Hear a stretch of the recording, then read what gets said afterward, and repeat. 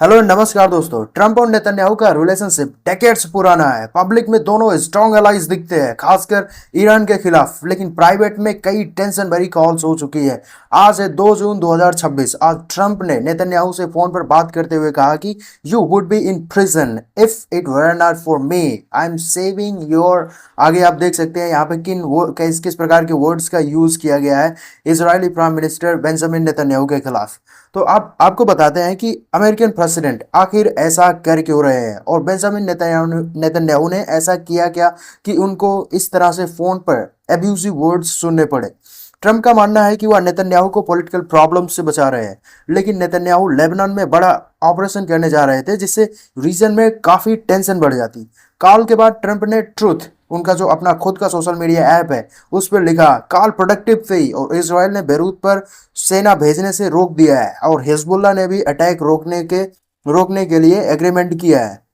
तो अब आपको बता दें कि ये सब जो हो रहा है मिडल ईस्ट में, यूएस और इजरायली फोर्सेस जो कर रही हैं, वो उससे इंडिया पे किस प्रकार का प्रभाव पड़ने वाला है। इंडिया के लिए वेस्ट एशिया स्टेबिलिटी बहुत ही ज़्यादा इंपॉर्टेंट है दोस्तों।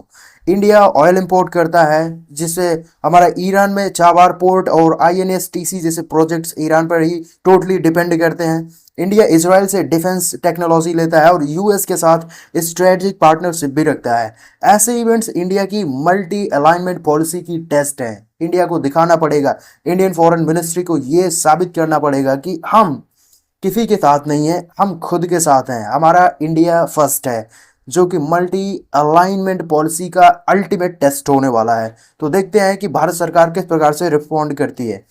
जो आज 2 जून 2026 को अभी अभी से कुछ घंटे पहले जब यूएस प्रेसिडेंट और इजरायली प्राइम मिनिस्टर ने बात की, तो ये जो कॉल थी, ये क्या दिखाता है? इससे दिखाता है कि इनके पर्सनल रिलेशंस नेशनल इंटरेस्ट में टेंशन हो सकती है। ट्रंप ने नेतन्याहू को क्लियर मैसेज दिया है, स्टॉप एस्केलेशन, लेकिन दोनों लीडर्स ईरान जैसे इश्यूज पर कोऑर्डिनेट करते हैं। जियोपॉलिटिक्स में अलायंसेस परमानेंट नहीं होते, इंटरेस्ट परमानेंट होते हैं। कोई भी देश है, उसका नेशनल इंटरेस्ट ही परमानेंट होता है।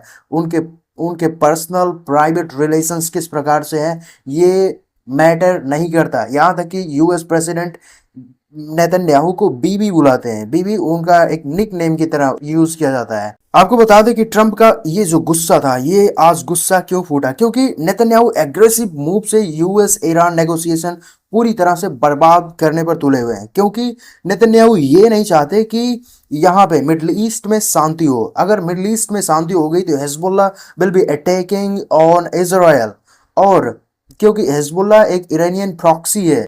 हिजबुल्लाह ईरान गवर्नमेंट के द्वारा एक फंडेड आतंक टेररिस्ट ग्रुप है, जो हमेशा इजराइल पर अटैक करते रहता है। और नेतन्याहू का मानना यह है कि जब तक हम हिजबुल्लाह को ख़त्म नहीं कर देते, तब तक ये युद्ध शांत नहीं होना चाहिए, तब तक किसी भी प्रकार का नेगोशिएशन नहीं किया जाना चाहिए।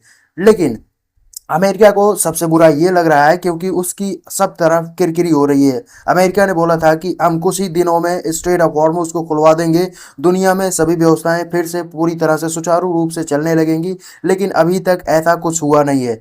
ईरानियंस पीछे हटने को तैयार बिल्कुल भी नहीं है। ट्रंप ने नेतन्याहू को क्लियर मैसेज दिया है, स्टॉप एस्केलेशन। आपको अब एस्केलेशन स्टॉप करना पड़ेगा, रोकना पड़ेगा। लेकिन दोनों लीडर्स ईरान इश्यूज पर कोऑर्डिनेट करते हैं। जियो पॉलिटिक्स में अलायंसेस परमानेंट नहीं होते, इंटरेस्ट परमानेंट होते हैं।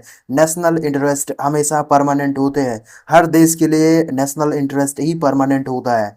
उनके पर्सनल रिलेशंस कैसे हैं, इससे किसी से किसी को कोई फर्क नहीं पड़ता। और ट्रंप ने धमकाते हुए ये भी कह दिया कि you will be in prison if it were not for me, I am saying your. आगे आप वर्ड देख सकते हैं किस प्रकार का वर्ड इन्होंने यूज किया है।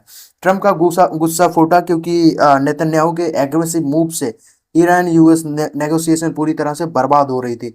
ट्रंप चीखे, रीजन में पीस चाहिए, लेकिन तुम बेरूत पर हमला करके सब खत्म कर रहे हो। इस तरह से, क्योंकि ईरान नहीं मानने वाला ना, ईरान का ही प्रॉक्सी है हिजबुल्लाह। अगर हिजबुल्लाह यानी कि लेबनान पर इजरायली फोर्सेस अटैक करती रही, तो ईरान कभी भी नेगोशिएशन टेबल पर नहीं आएगा। नेगोशिएशन टेबल पर नहीं आएगा तो हॉर्मुज का सॉल्यूशन नहीं निकलेगा। पूरी दुनिया जिस तरह से बर्बाद हो रही है, उसी तरह से बर्बाद होते जाएगी, और कुछ समय बाद ये सिचुएशन आउट ऑफ कंट्रोल होने वाली है। तो इस प्रकार से आप देख सकते हैं कि यूएस प्रेसिडेंट किस प्रकार से बौखलाए हुए हैं नेतन्याहू के मूव्स को लेकर। तो आई होप आपको ये इस न्यूज़ का क्रक्स मिल चुका होगा। तो आप इस बारे में क्या सोचते हैं, आप कमेंट में ज़रूर बताइएगा। थैंक यू दोस्तों।